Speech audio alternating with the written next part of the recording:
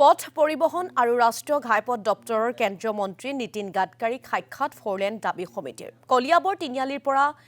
ৰাঙলুলৈকে ৰাষ্ট্ৰীয় ঘাইপথটো সম্প্ৰসাৰণ কৰাৰ দাবীৰে স্মাৰক পত্ৰ প্ৰদান কেন্দ্ৰীয় মন্ত্ৰীগৰাকীক সাক্ষাৎ কৰে বীৰেন্দ্ৰ প্ৰসাদ বৈশ্য ফণীভূষণ চৌধুৰী আৰু কামাখ্যা প্ৰসাদ দেশাই তিনি সাংসদৰ লগতে মন্ত্ৰী কেশৱ মহন্তৰ নেতৃত্বত যোৱা প্ৰতিনিধি দলটোৰ সদস্য ক্ৰমে প্ৰদীপ লস্কৰ গোলাপ চন্দ্ৰ শইকীয়া প্লাৱন বৰা মৃগাংক বৰা লেখনাথ শৰ্মা আৰু শুভম দামাই শ্ৰীযুত নীতিন গাডকাৰী ডাঙৰীয়াক আমি সাক্ষাৎ কৰোঁ আজি আৰু আমাৰ এই সাক্ষাতৰ ক্ষেত্ৰত আমাৰ স্থানীয় বিধায়ক তথা অসম চৰকাৰৰ কেবিনেট মন্ত্ৰী সন্মানীয় কেশৱ মহন্তদেৱে গোটেই বিষয়টোত মানে আগধৰে আৰু তেওঁৰ লগত আমাৰ অসমৰে তিনিগৰাকী জ্যেষ্ঠ সাংসদ দুগৰাকী আমাৰ বীৰেন্দ্ৰ প্ৰসাদ বৈশ্য ডাঙৰীয়া আৰু লগতে ফণীভূষণ চৌধুৰী ডাঙৰীয়াৰ লগতে আমাৰ কাজিৰঙাৰ স্থানীয় সাংসদ কামাখ্যা প্ৰসাদ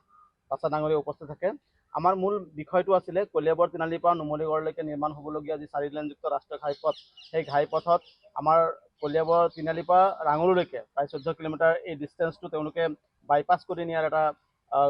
পৰিকল্পনা কৰিছিলে আৰু সেইমতে ইতিমধ্যে ছাৰ্ভেৰ কামটো তেওঁলোকে আগবঢ়াই আছে আৰু এই বিষয়টো লৈ বিগত 3 বছৰ ধৰি আমি এটা সংগ্ৰাম আমি অবিৰতভাৱে চলাই গৈ আছোঁ ৰাইজৰ বৃহত্তৰ স্বাৰ্থত কাৰণ ছাৰ কলিয়াবৰৰ সেই বিশেষ অংশটো যিটোত বাইপাছ কৰিব বিচৰা হৈছে সেই বাইপাছটো 14 কিলোমিটাৰ ডিষ্টেঞ্চ এটা কলিয়াবৰৰ কেইবাখনো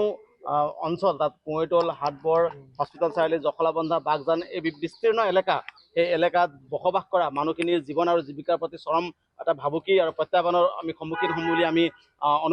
অনুভৱ কৰি এই সংগ্ৰামখন আমি আগবঢ়াই নিছোঁ। এই সমিতি আছে ফ'ৰলেন দাবী সমিতিয়ে জখলাবন্ধা বাইপাছটো বিৰোধিতা কৰিছোঁ। তেওঁলোকে কি ষড়যন্ত্ৰ কৰি নিব হৈছে ইয়াক আমি বিভিন্ন সময়ত আজি 3টা বছৰৰ বিৰোধিতা কৰি আহিছোঁ। আটাইতকৈ ডাঙৰ কথাটো হৈছে পদুশ্ৰী নামৰ কোনো এটা স্থান নাই, কোনো এখন ঠাই নাই কলিয়াবৰত। তেওঁলোকে জখলাবন্ধা বাইপাছটো পদুশ্ৰী